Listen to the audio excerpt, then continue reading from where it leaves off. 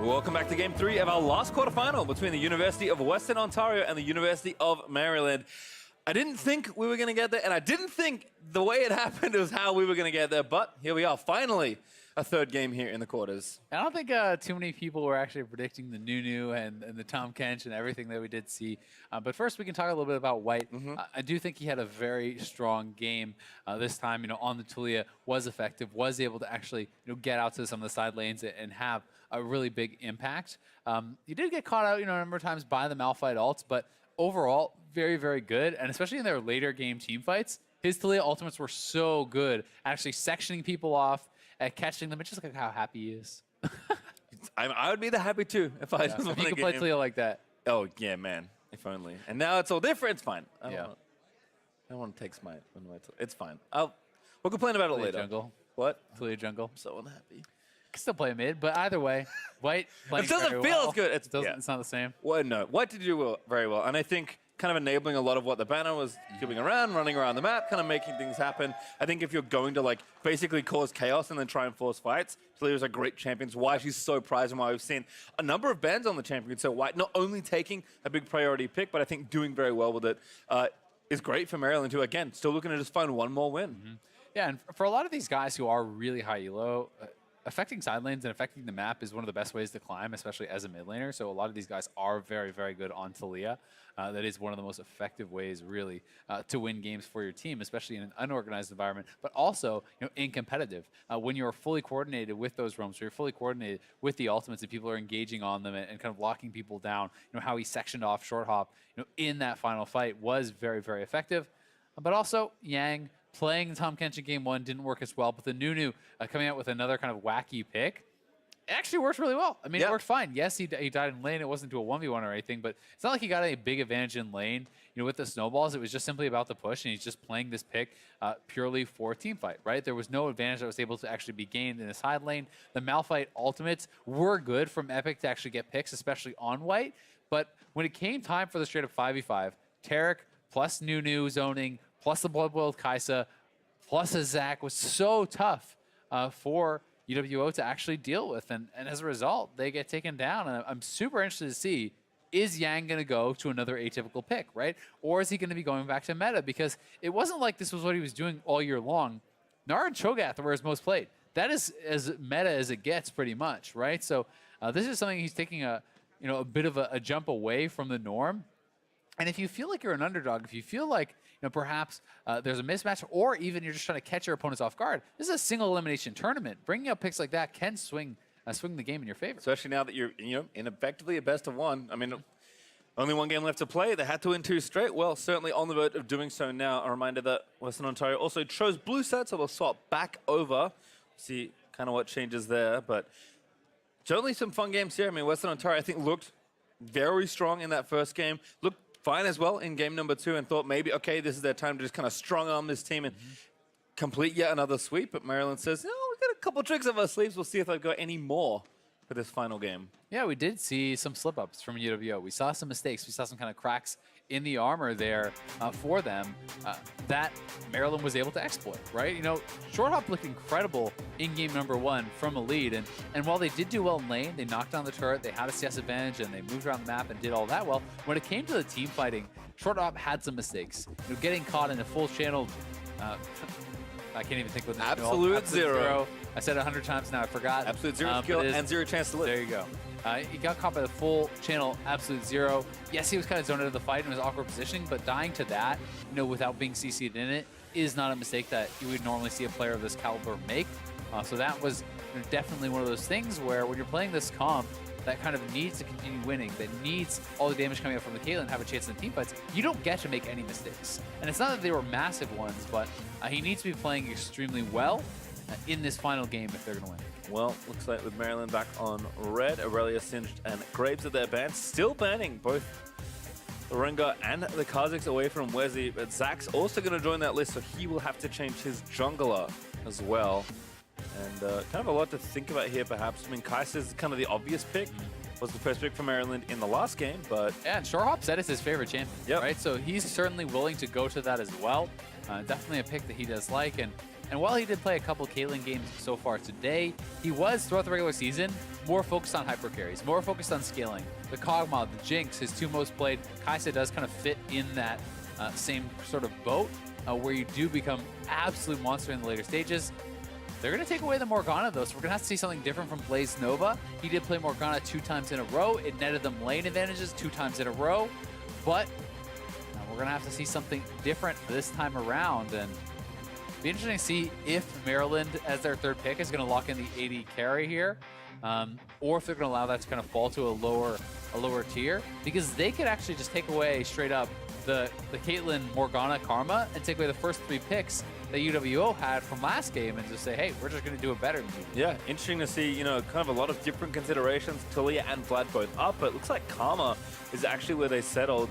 Again, maybe setting up another hyper carry here, or just trying to deny it away and keep the Kai'Sa's shields off. Yeah, I mean, you can do the exact same bot lane that they did, right? You can do the Caitlyn Morgana. Yep. That is available. Janna is going to help Kai'Sa through the lane better than the Taric did, very likely.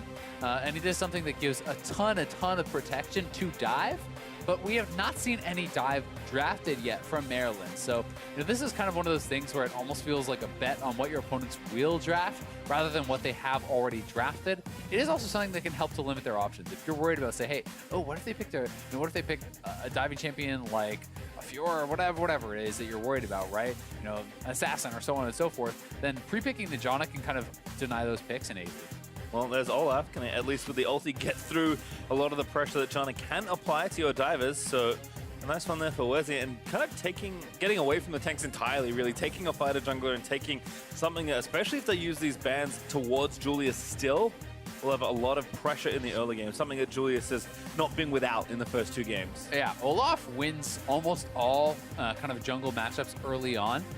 So we'll see, you know, if they're going to kind of focus the jungle even more, Trundle being taken away. Which Trundle, you know, it does lose to Olaf early, but Trundle is insanely good against Olaf later, so I do like that takeaway. Unless you're confident that you're just going to slam him in the early minutes of the game, Trundle just really smashes everything that Olaf wants to do later.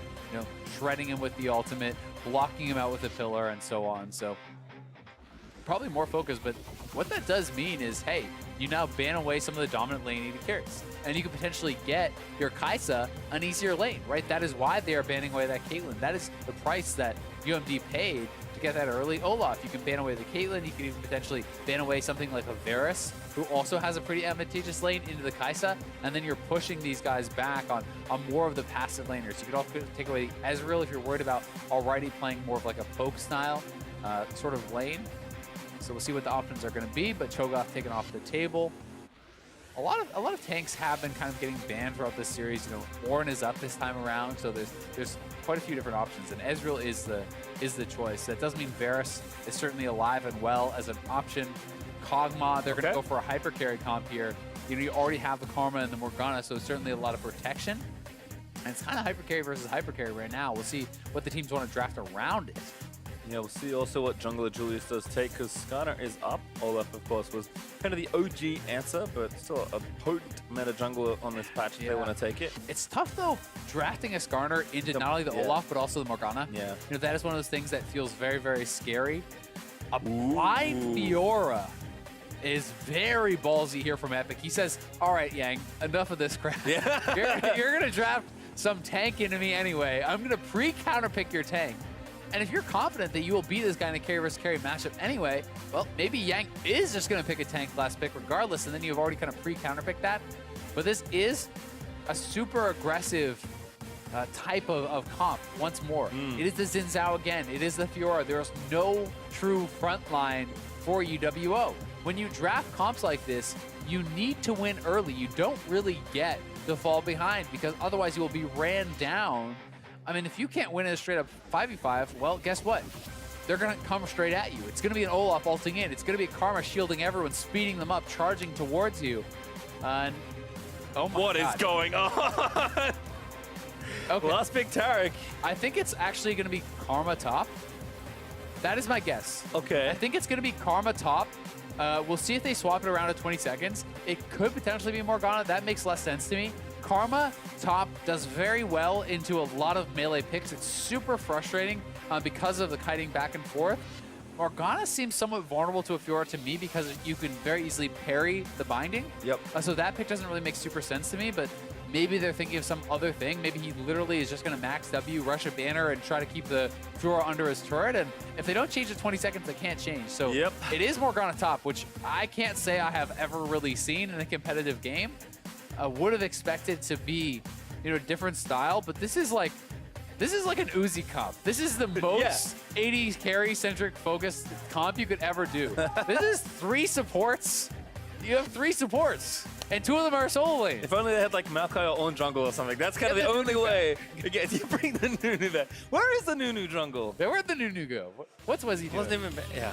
You know what? He's probably giving his team some early game because they're gonna need to push the Kog'Maw quite late here in this one. But Yang is just back-to-back-to-back spiciness here in the series. We're going to learn together what the Morgana into the Fiora matchup looks like. Okay, I can tell you I've seen Morgana top before. I was surprisingly popular in the LPL. Okay. I can tell you that I've never seen Morgana top into Fiora specifically, so we're all going to learn together here, Azael. Yeah, pretty interesting stuff. You know, it's one of those things where, like, as soon as I see the pick, I can kind of understand what he's trying to do. Yep. And my guess is simply you play it like Morgana mid lane, which is, like, that is a pick that invalidates a lot of AP champions. I've not really seen it too much into stuff like Fiora or even like Aurelia mid.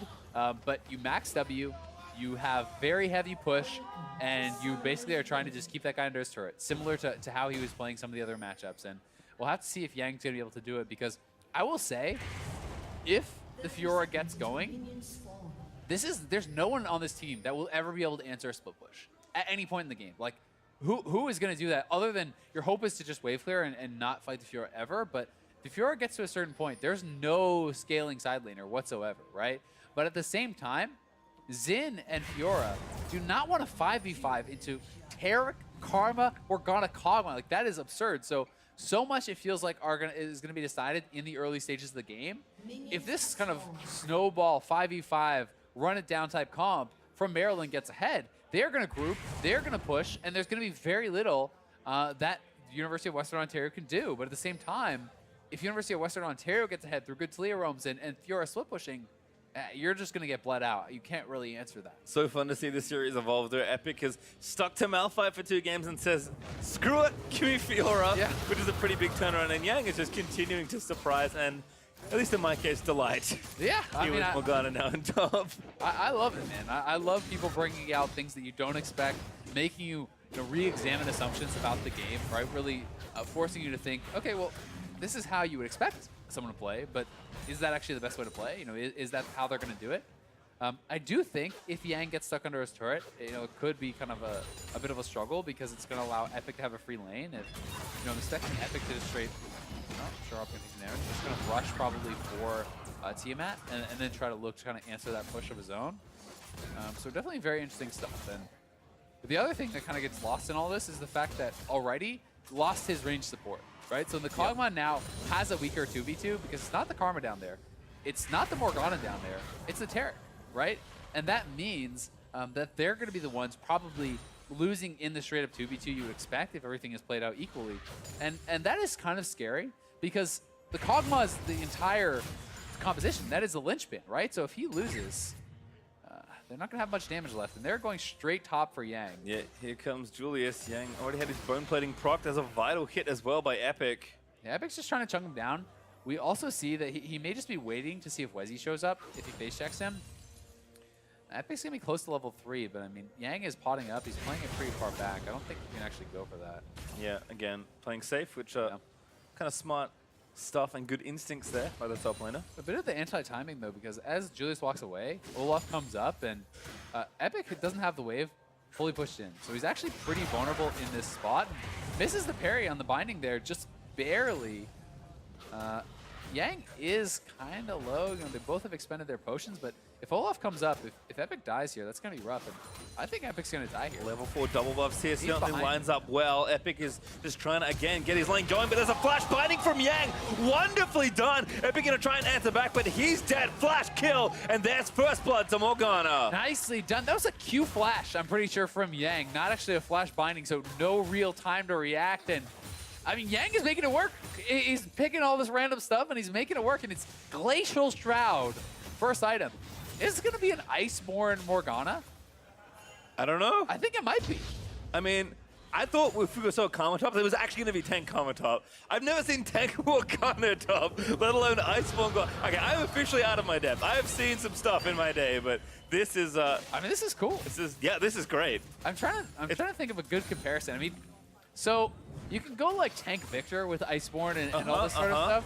Like, I don't know. Maybe he's trying to kind of do the same thing. Yeah. Oh, no, okay. It wasn't Flash Q. It wasn't a Q Flash, I don't believe, unless I missaw that animation. Either way, really nicely done. At least for Epic, it's double flashes expended to actually get that kill, and he has his TP available. It's so much worse if you die after having TP'd back, but Wezzy down to the bottom side of the map, they are looking to see if they can actually get anything going down here, or at least be in position for a counter gank, because as his bottom lane is pushing up, he wants to make sure it cover. So yeah, that's all he's really trying to do. He's going to help them push it in, reset it on the turret, and we're going to see Kog'Maw go back to base and spend his gold. So pretty smart pathing here from Wezzy, and a good early start from UMD. Yeah, again, it's kind of funny to see this team kind of grow throughout the series, where I feel like game one just probably completely like demoralized, thinking, okay, like this really sucks, like are we even going to win a game? And I think you saw the reactions after some of the plays in game two. No, that's such bad timing. Feeling a lot better. Great ward though from Yang. Yeah, that was actually really close. I thought the Yang was going to get up there and ward right as the Xin was ganking him, but ended up being perfect timing for him and just barely getting. It also could potentially be like a Zeke's rush or something, you know? Like, maybe he's actually just rushing a Zeke's and he's just going like full on support. Like, okay, I go Zeke's, White goes Ardent Sensor, you know, your Taric goes like a Knight's Vow, and you have just like triple buff for your Kog'Maw instantly, which can work, right? Like these sorts of strategies can work if you can force the other team into a 5v5, but Fiora definitely doesn't want a 5v5. No. You want to split the map. Epic didn't even like the 2v1 that he just experienced there with Wezzy roaming up. Never a fair fight, Pastry. That's what you learn when you play top lane. There's no honorable people up in top lane. They're always picking Teemo and calling their jungler over. I remember the good old days where no one ever visited the island of top lane, but a lot of people up there. Where are the good old days, man? Fortunately, not the case anymore. Dark times. Yeah, Dark times. Does remember. I think anytime there's Teemo on top lane, it's very dark times. I have to agree. Quinn as well. Dive incoming. Oh, Julius, good timing. Black Shield again. His ult, though. With the knock-up does get a good ult down. I think they actually can turn it around the stun. Into the Fiora. And Wezzy gets the kill. He's going to chase for another. The tower shot. Oh my goodness! The Axe gets the kill. It is a trade to the RP just to make extra sure. Oh my god. So you. Oh! Black into a binding. Yang! Keep running. Talia moves speed about to kick in. He burns the heal for a bit of extra speed. Oh, the Black Shield might keep it alive for a little while longer, but yeah, nothing else he can do. Chim does get the kill. It's a trade. Top Morgana coming to solo queue near you. No. I mean, that was great. And yeah, funny, really well played. Interactions here. So Yang is 6, Epic is not. Epic is poked down. Once you start the ultimate, there is no parrying it. Like the leashes go through everything. So a tether like that will actually go through Fizzy. It goes through the Fiora parry. It goes through everything. So not actually able to get it. MVP range minion right there. Yep. Picks him up. But yeah, so there's no really avoiding that. And it is going to be a Zeke's. Oh my, it's just a Zeke's rush. Okay, very standard stuff. Morgana top, Zeke's rush, all according to plan. Yep, and now actually a Cloud Drake tends to be picked up here by Maryland again, using some of the tempo they've built up to try and get an objective for themselves. Julius will see them. There's a ward in the back as well for Western Ontario, but Kog'Maw with the Berserker is feeling strong enough. The team collapses and they get the objective. I guess I shouldn't speak too soon because it is possible that he just went, Glacial Shroud, which is just a very effective item against a physical jungler and a physical top laner for giving mana, CDR, etc. And he could just be doing that into a banner. So there are still other options, but pretty interesting stuff either way. At least for UWO, Epic does still have some farm. It's not like he's massively down on experience. It's not like he's massively behind in farm. Obviously, he is going to be down on gold, but you can definitely still scale. You can definitely still have effectiveness on that Fiora. You just have to worry about if you lose pressure in your lanes, because that is when this team can group. That is when this team can force a 5v5. And I think again in the bot lane, nice bit of pressure here. Ooh, Wezzy with the Predator pops. He is a speedy boy. Looking for a counterplay there, but does not find it. But at least thwarts the gank attempt by Julius. Yeah, not too bad from Julius. Goes in, puts a little bit of pressure on, but is able to get out with that phase rush pretty easily. And now heading over to mid lane, but he's been spotted out. I mean, there's some pretty good wards here from UMD. I always love the ping you can see over by Western Ontario's red buff. That one kind of in that little banana brush below the red buff I find so effective. People so rarely actually clear that out. You can have games where that's sitting there for 20 minutes telling you which side of the map the jungler is on the whole game. That is a very, very effective map. Because we've talked about Xin and how kind of he has to really be effective in the early stages. Olaf does fall off pretty hard too, but I still would rather have an Olaf on my team in the late game than I would have a Xin. Unless the Xin can maybe do like a really sick ult and like parry a lot of Kog'Maw damage or something, then maybe you can get some value out of that, but in general. In some games, probably. In the triple support game, a lot trickier. Yeah, it's hard. So have to see, I suppose, as teams just kind of calming things down a little bit here. Maryland still holding a small gold lead, but a gold lead nonetheless. And Chim has been doing a good job here in the mid lane. Did have a farm lead, I thought, but not so much anymore. White looks like now going to go back, grab most of the banner, if not the full thing. That's the last chapter first, though. So maybe he's not on banner duty this time around. Nope, definitely not. He's just going to be going. Ludens, I think. Yeah, looking like Luden's Echo, which can be very effective. So it'll be interesting to see where he does actually end up. Yeah, I'm expecting to do this. With the early lost chapter and no tier, it's very likely. The 8th Wisp is mildly been losing. We'll have to figure it out in just a second. Plenty of time for that to unfold, so no need to worry about it today. Or at least for now. Probably have to worry about it sometime later. Where's he on the Rift Herald? Ooh, Yang with another nice binding. He's going to protect his jungler for long enough to pick up the Eye of the Herald. So good control across the map here for UMD. Yeah, and it was a Zeke, so it's a fully completed Zeke for Yang. I mean, it gives you like no laning power, but if you're saying, well, I don't care about the 1v1. Yeah. I only care about, the team fight, which is really what this composition says anyway, then I can respect it, right? As long as you can still hold on in your lane and not get slammed in the lane because it's killed, it doesn't matter. No one ever suspects the TP top lane into Zeke's the carry, but you can't make this dive. That is the reality we are currently living in. Yeah. As UMD, again, like you said, too many good defensive tools here, especially with teleport up. I mean, unless you instantly were going to go with 4 members, White was roaming down, Wezzy was running over, and it's a Taric, and with both Guardian and his ultimate available. So Guardian plus Bastion really helps buy a lot of time for that ultimate to actually land and for you to be able to kind of get that out. Just a little bit slow on those parries, and it's it does make a difference. It's not like it's going to be the end of the world either way in a fight like this, but certainly if you are in a team fight, whether or not that parry stops the binding can definitely mean whether you're winning or losing a team fight against Fiora, because that is one of the most difficult things about that champion. There's a lot of players who can do well in a 1v1 on Fiora and do well in side lanes, but where it's exceptionally difficult is if you do have to get called into a 5v5, because one missed parry on a crowd control, you're building full damage. You just die, right? It's all about the parry timing. It's all about how you use the ultimate to actually proc those vitals and be able to get this big AoE heal for your team. And if you can't execute that perfectly, it does not go well for you usually. So a little bit nervous for Epic based on some of those missed parries for the coming team fights, but we'll see how he's going to perform if it does come through. Yeah, you can see again that bot lane pressure continuing here for Western Ontario, but haven't really found anything just yet. Julius has been down here multiple times and yet to give away a kill here. And given that Wesley did have quite a lot of attention topside for basically all this game, definitely impressed to see them hold on in the lane. Yes, I think naturally they probably have a lane advantage, especially earlier on, but given that Julius has been down there so much and there's a threat of the Talia as well, looks like they are doing well. I think though, for UMD, they're probably happy if it's just held even, right? Absolutely. That pressure just means it's held even, because he's building for the team fight, and Epic is collapsing. 3-man coming in. 3v3 match, but the damage is so high onto Epic already. Where's he going to get out of the way? Yang defensive. Oh, it does get the roots on it to Julius, so the stun is going to land back in. White able to maybe get that kill. Where's he does fall as a trade. Epic still trying to kite around, but he's so squishy on the Fiora, but still living for quite a while. The flick is going to be flashed out of there as Yang now in a little bit too much trouble, but Epic went too far in, gets himself queued by the Karma, and barely a 2-for-2 trade. Very, very close fight there. Now 2-for-1, I believe, in the end for UMD. Just Wezzy going down.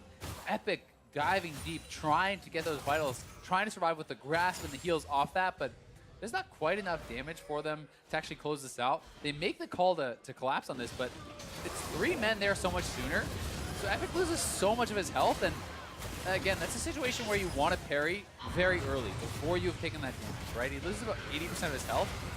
does go back in, proccing the grass, flash, gets the vital, another vital here to heal back up, but he's so low, and Chimp running out of mana, so trying to go forward, but it's the Mantra Q tagging him right on the edge there from White, cleaning up that fight. All right, we can kind of finally see where these builds are going. Looks like White Aetherist was, of course, an Ardent Sensor, which is now finished. Lost Chapter just to help through the early mana more than anything else, and will turn into a useful item later. Yeah, I imagine it's still going to be that loot, so we'll see. And was he just going to drop the Rift Herald in the river? 4 men on both sides coming bot. Chim no ulti, but still here very quickly on Talia. White, as you mentioned, though, following pretty quickly behind. Julius diving in onto Alrighty. There's the Cosmic Radiance. They're going to turn it back around in onto the Xin, who already popped the ult. A massive Dazzle finds 3! And now where's he going to try and clean it up? Alrighty gets the kill. It is a trade back and forth as Blaze Nova takes down the jungler, and Chim catches White in rotation for a kill. Yeah, and Epic didn't come, so he's actually pushing the turret. If UWO can hold onto this turret, it would be very good for them, but it doesn't look like they feel they can make that play, so we'll see. It should be their turret. There's very little chance of Epic actually out-racing them on that. But you have Chim pushing mid lane. It's 2 kills for them. They will trade a turret up on top, some more farm on the Fiora. They may get the mid lane turret as well.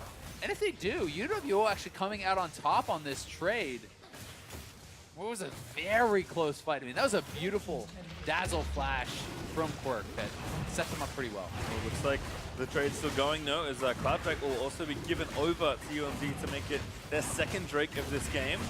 KCW has a peak, but Pretty fast. not stolen away. Couple of air dragons there. Be very fast. And here it is one more time. So Rift Herald kind of just dropped in an awkward spot in the river. So UWO all moving down, focusing that down, and Julius goes in. But there is the Taric ultimate. Jonna looking for the disengage, but Dazzle flash right on top from Quirk, catches 2.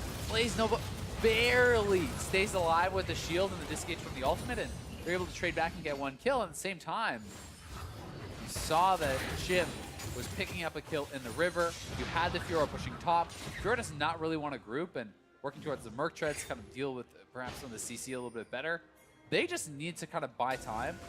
The 4-man squad needs to be able to hold, and they need to have Fiora pushing. Quirk gonna get aggressed on, Dazzler onto the Kai'Sa. Will buy him a bit more time, but still up. too. Dance over. Alrighty knows that he kind of just has to get out of the way. They're gonna try and fight. Alrighty flashes for the kill. Needs 1 more auto. Does finally land it, but he's gonna go down. Where's to up? Does get the traders. White also joining in. Bit of damage extra. Karma Shield's also ready with the Ardent Sensor. Julius and Chim now have to book it. I don't think they can get out. I mean, this is an Olaf taking you down, so Julius making the right choice. Sacrifices himself, gonna buy a bit more time after Yang's binding misses, but Wezi gets yet another kill. Yeah, UMD just grouping up and always finding, these odd man fights. They're always moving more members to the play. And UWO has to be very aware of that because they don't want to split, right? It's you that is splitting with your Fiora, so it's you that has to be respectful to the fact that you're going to be down numbers, but they are, making good plays, still at least trading back and getting that turn on the bottom side, so getting more gold in the pockets of Fiora. Fiora is going to be getting more and more farm over this Morgana. If Morgana is grouping, here's the play one more time. They see 2 members up top, Short Hop moving in.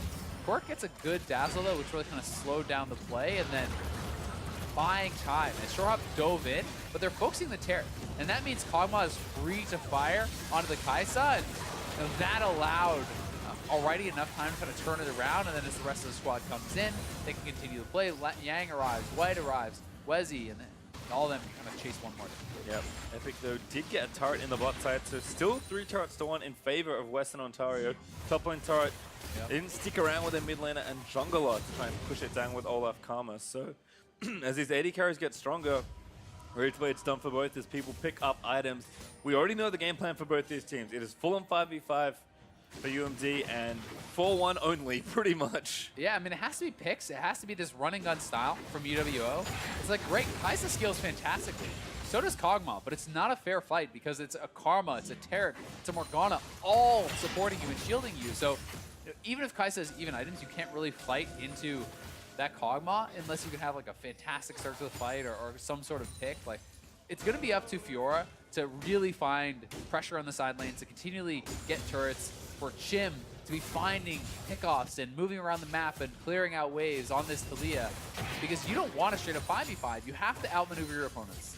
I think Chim's been doing a good job, certainly for himself. CS is looking nice. 3 kills already, moving around as much as he can versus, again, a lot of teleports on the UMD side, although right now still just off cooldown for Yang. White does have his back available. The turret situations are a little precarious here for Maryland. Kogba really needs farm, but he's going to have to stretch into dangerous places no matter where he is on the map now. So we'll see how Maryland can protect their Kog and kind of give him that farm. And that's why they have all these members around him, right? Tarek is always with him. Wezzy is sitting in wait here too. And while Epic certainly wins the 1v1 if it's like actually some space to chase down this Morgana, he doesn't have vision, right? So he can't really push. He can't really get pressure. There's no wards that are deep on this side of the map, and without that, it's very difficult as a split pusher to get too much done.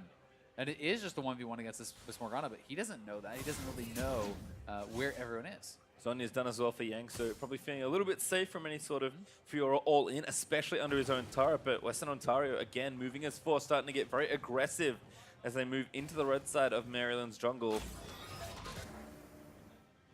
Epic continuing pressure here. Doesn't quite have item number 2 working on the Black Cleaver still. This fade finish. And the items keep coming on both sides. 4 items and, of course, 2 items for both these AD carries will be done shortly. Right now, still mirroring each other's builds. Yeah, I wouldn't mind Triforce this game for Fiora, honestly, because there's not a lot of armor to actually shred. You know, you don't really want a team fight regardless. So if you're looking for actual just pure turret-taking ability, having the Sheen proc from the Triforce and having that for a straight-up 1v1 or potential 1v2 generally does help you out a bit more.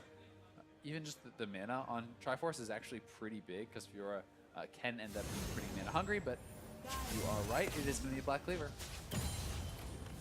See what else gets done. Again, teams just kind of jostling back and forth.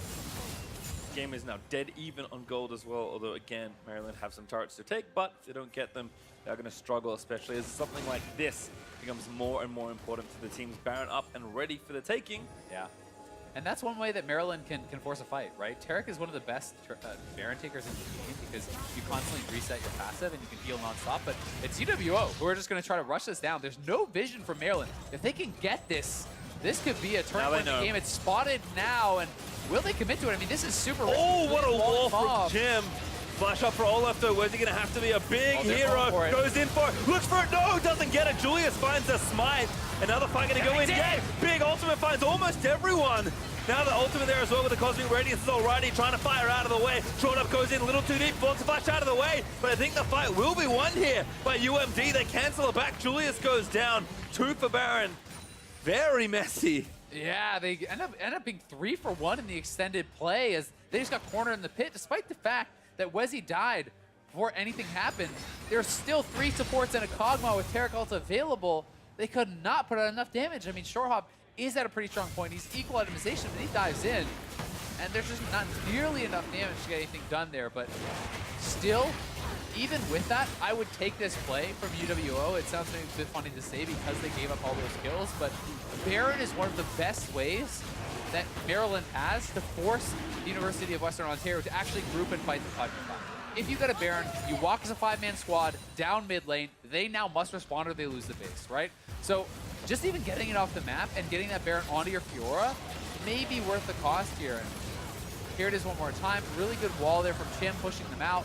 Wezzy gets focused down, but look at all the shields. Alrighty, they drop the Tarek ultimate early, charging straight in. Chim is trying to get damage out. Julius dives in alrighty. Shorthop dives in, but he's full health. He just gets shielded right back up. The Athene's Unholy Grail helping heal that up as well. Still, I think in the big picture, good play from UWO when you take consideration the comps, when you take into consideration the win position, and the fact that Fiora got out with her Baron buff. Yeah, Epic still now applying pressure in the 4-1. Yang and White going to rotate down, but 2 supportive champions going to struggle to punch through this Fiora. Trying to get her off the wave and move the Baron buff off as the turret will stay alive, but just barely. There in bot lane mid though. Possibly forfeit as a result. Here comes Wezzy. Wezzy going in, trying to dive the carries again. I think just forcing them off the turrets. They're going to try and buy time for as long as they can, not lose too much with this Baron buff up. Yeah, Epic not going to be able to complete that chase down, but you know, we'll be able to at least get the bot lane turret. Top lane is pushing, so UWO wants an extended siege situation.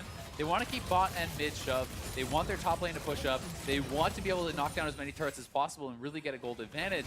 So you can kind of have this overwhelming force if you have to 5v5, because you do need to be able to instantly kill people against a team like this, or they just don't die. The shields keep coming back up, the heals keep coming out, and you never have enough to really finish people off. Well, Epic is off the map, but they don't know that. In fact, maybe now have something to suspect, but not a whole lot of instant hard engage. And the turret still being up means that Western Ontario do have a safe spot to fall back to. They'll spot Epic soon there on the top side. Maybe it's just time to dive. I mean, it certainly is. If they're not going to group and respond to this, you can definitely look to go for that. But Chim doing his best to try to clear out the wave, and they're trying to do this very defensively. They need to buy time for Fiora, and they have cleared the wave now. Epic will get that top wave pushing, and we'll see. Does UMD commit to a dive, or do they try to just respond to the split push? Because you can't respond to the split push forever. That is kind of playing into UWO's hand. You have to choose your moment and go for a dive, and this may be that moment. I think if I'm UWO, I think you have to back up. Yeah, they do. They know. They instantly go all in. They're going to pop the Terracotta and dive between two turrets. Shoulder gets eaten by a root, and Wezzy is going to take him down. They just have to buy time now. Julia's dead to rights. Fiora just trying to push as hard as she can.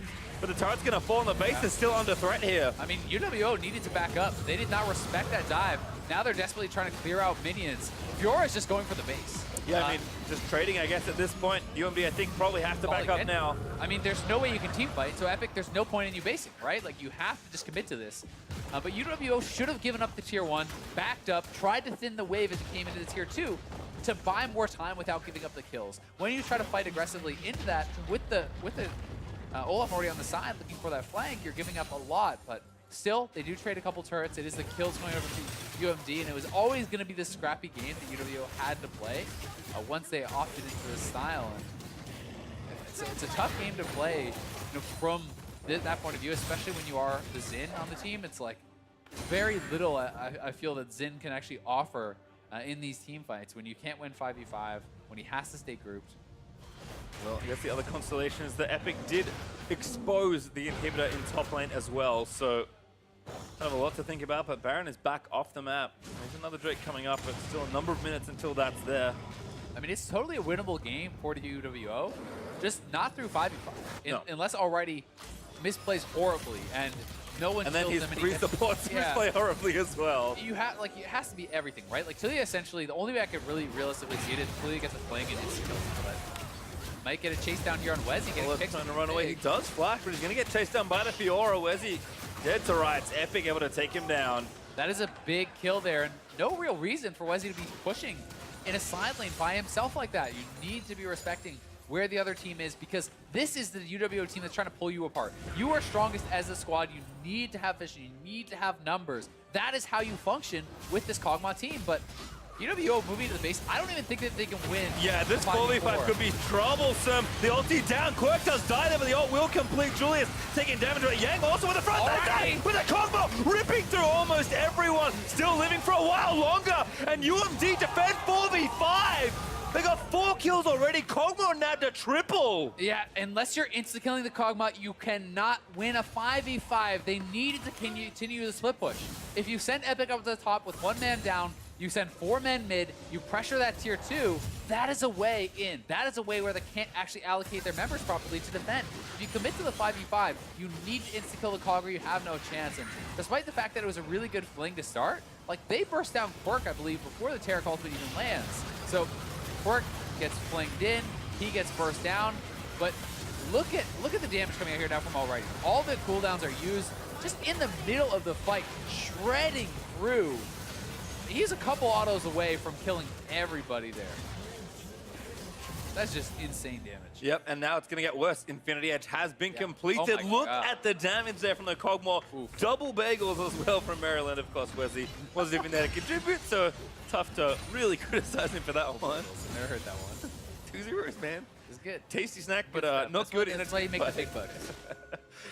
Well, we're about to have more action, I think, because Drake up in 5, but Baron up in 8 seconds. UMD already in position. They just walk straight to Baron, say, come at us. There's no way Now, this is smart. This is what you have, the kind of stuff you have to do. So, TP Fiora into the base. Now you hope that UWO can somehow delay. You have to play this run and gun style. You can't win 5v5. Julius is praying for a Baron steal, but he is like no HP. He might just die to Kog'Maw to get in. Really low. Fiora again still chasing him around. Tarakol is up. They're going to pop it now. Needs to finish off the Baron. No, doesn't get it. T-Fight now going to break out. Blazing over the first target. Goodbye, Jana. Gets taken down by the Cog. I mean, that could just be... They could just march down, maybe. We'll see. That I think it's worth going for the steal, but I think Chim and Blaze Nova needs to back off in that situation. UMD is trying to get the kills, trying to fight you, and with the Baron buff there, with 5 members, Epic trying to if he can actually cut the wave, but in comes Yang. He's going to get cut off. He goes down. It's going to be bad. Yeah, losing Epic would be a tough one here, but hard to commit. Oh, the parry got used. Where's he now getting chased down by Short Hub? That is going to be a kill onto the Olaf. But now Epic going to get chased down. Losing he gets out. Wait, what? Just zips away. He's going to get the mid lane turret. The wave is there. All right, they're going to apparently take the Drake, so it should be all right there.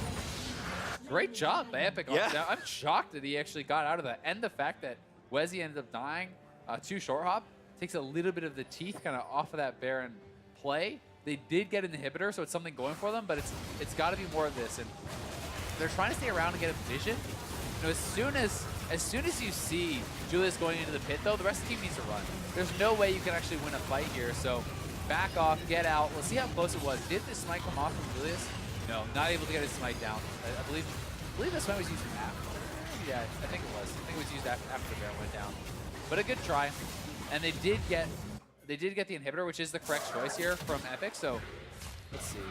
Actually, a cop at the binding, cop at the stun. Can't believe he gets out of that. Wow. Yeah, this is the move speed from actually the Vital proc plus the ultimate is enough, and pretty good. Well, once again, Baron now on the other side. Maryland have that, although this turret's still low, will likely be forfeited. Careful. Again, Super's up the top side, kind of causing some issues there, so Maryland have to manage these waves pretty well. It's also like, who kills the Supers on this team, right? Like, no one really deals with those big waves very well, besides Alrighty, and he has to be with the squad pushing up. So for UWO, again, it's about delaying. You need to thin the waves as much as you possibly can before Alrighty gets up the turret, because if he gets there, they can just straight up kill you. Wezzy trying to get aggressive, but doesn't pop the ulti instead. It's going to take the inhib. White also with TP, but in the bottom lane. So trying to fend off Epic's second push to keep their inhibitors alive. They'll equalize inhibitors, although they will be in different lanes. Alrighty, even with an extra life. Collapse on Epic, I think. The pings are on him. Yeah, they're actually trying to move the whole squad off, so it's White's job to just keep him in combat, but Epic's going to have to try to turn and fight, see if he can get something done. All right, Houdini, what are you going to do this time? Ult already popped. He's running back up towards the lane. UWO trying to push through mid, get a bit more pressure going. White ready with the tether, is going to land. The root is good. Where's he over the top? The Epic still running, gets Chilling Smite. It flashes over to the Grump. Now Alrighty's going to have a crack. And Epic is going to go down here. The parry keeps him alive for quite a while already. He's going to stand and fight, and finally the Fiora dies. Yeah, it's a good try, and minions are pushing in the top. The rest of the team from UWO is trying to move up and pressure something on the top side of the map, but good collapse here from UMD, taking down Epic, and we'll see if they can kind of manage to pull something off here. This gets even harder now because Alrighty has a GA, so he has a second life to work with when it's almost impossible to even take him down on the first. You can see them just getting insanely aggressive. I mean, you can tell that UWO knows when they can't win a team fight, they give up the middle inhibitor. But if UMD just marches it down, you know, top where your inhibitor is down, you walk up, you could just Taric ult and move forward. And there's really no answer to that from UWO.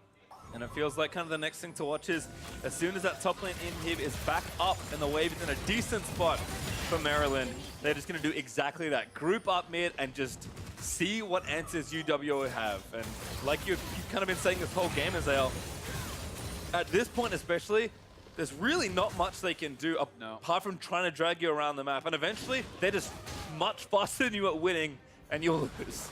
Yeah, I mean, you just have to hope that you can control the wave, right? They're doing really smart stuff. 3 members are top, push away from the Kog'Maw. Anywhere the Kog'Maw goes, you don't want to be there. You run away from there.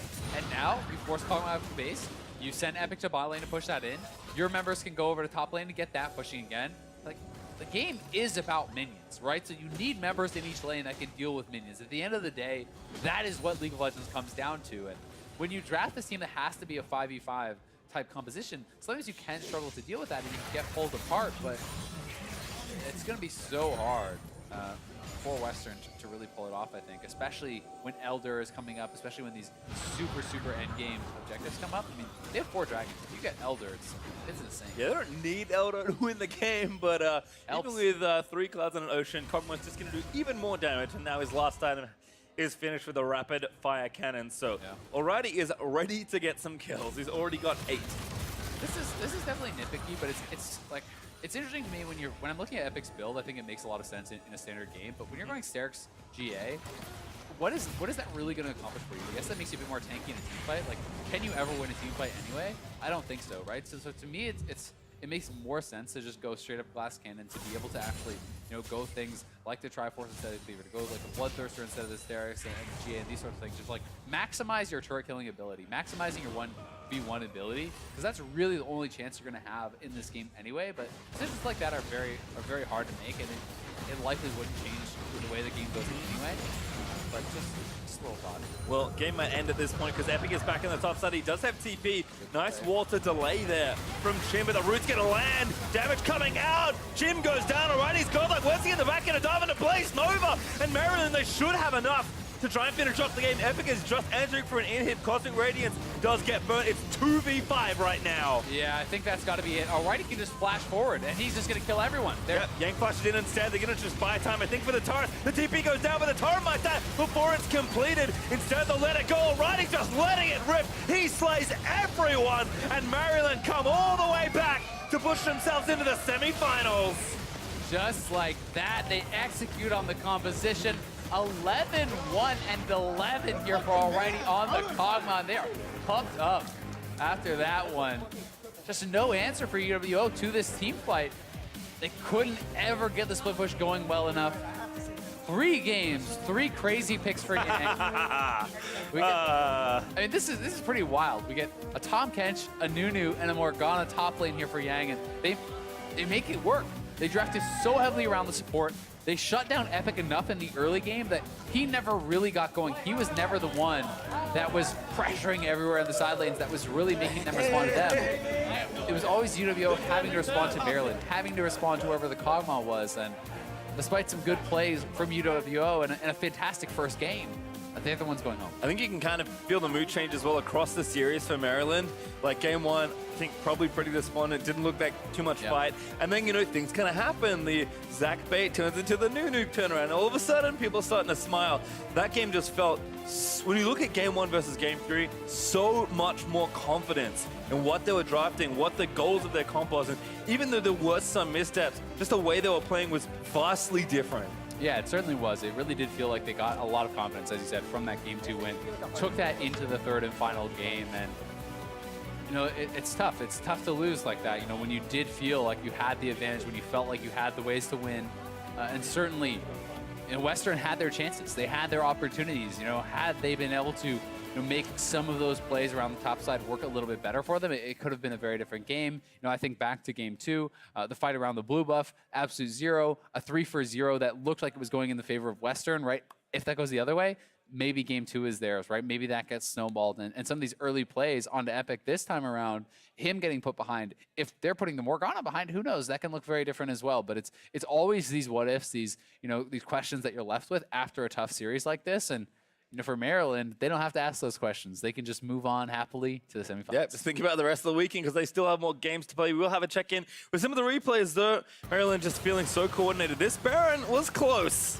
Yeah, it definitely was. And this was the early Baron, which I still think was really good from Western.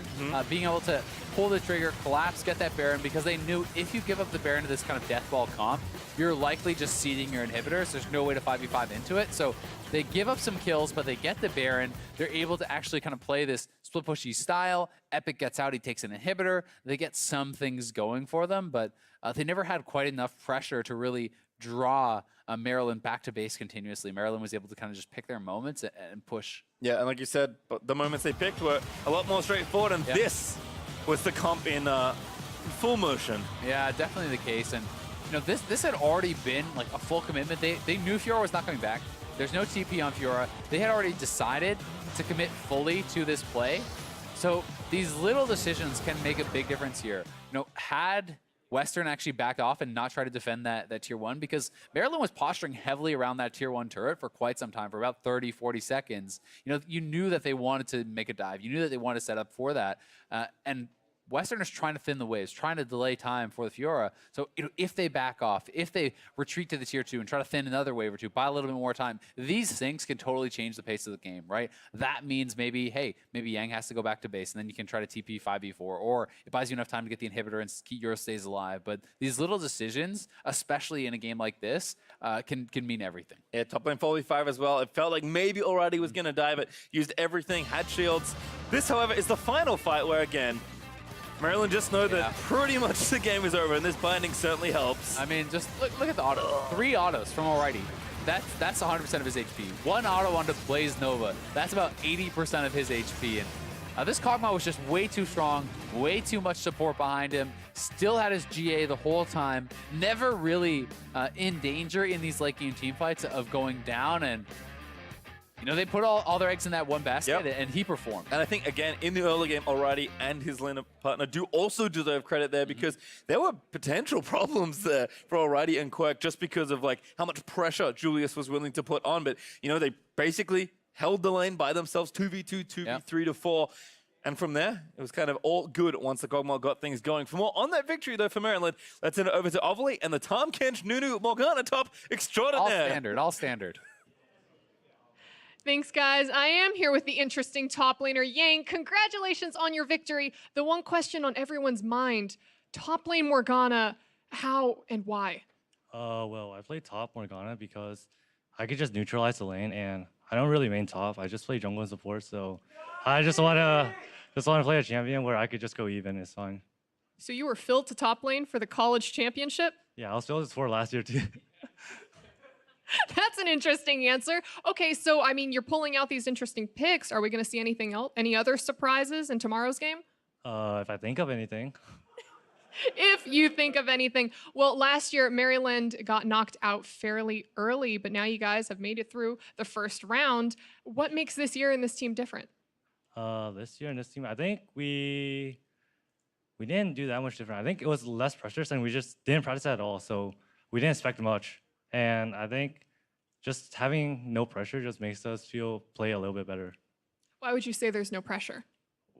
Some of our players just don't play League. Your players don't play League, but they're here playing League competitively now? Yeah, pretty much.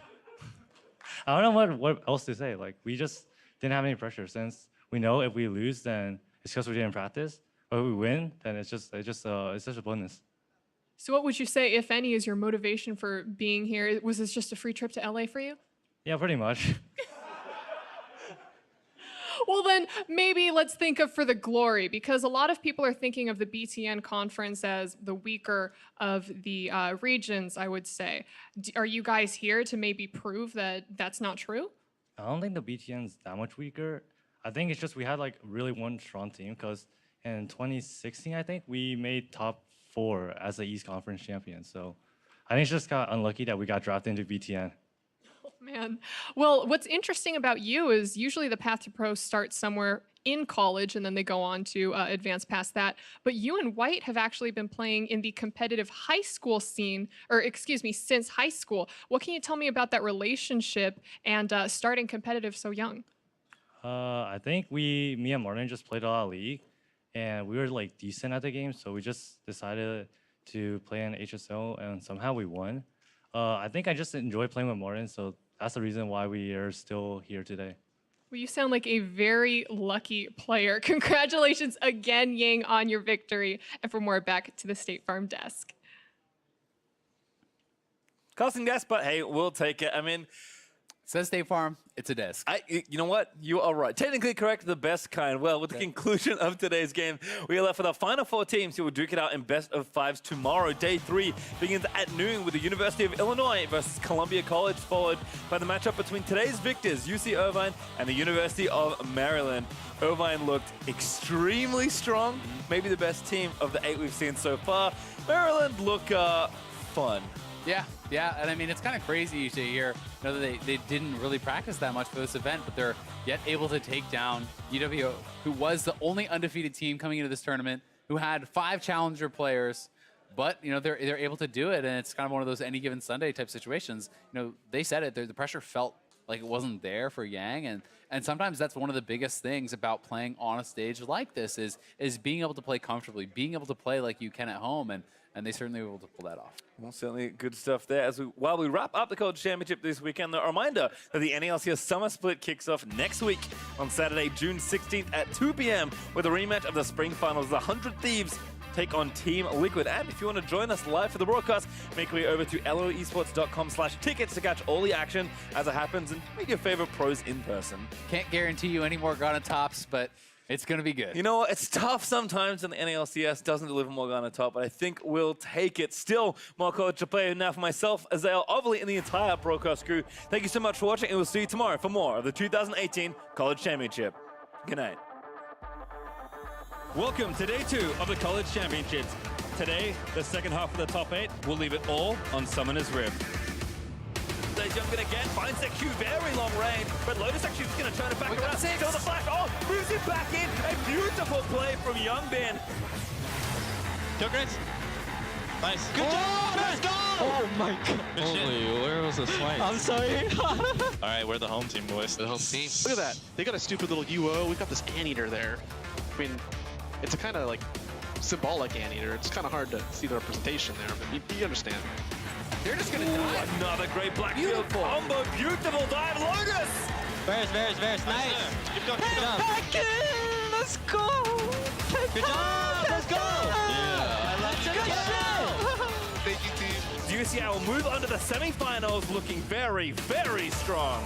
Big emo play there from Jim. Gonna get 1 kill for it onto White. Now gonna chase in onto Worthy. The pull slows everybody else as the play continues, and Yang is here so late on the time cap. Blobs.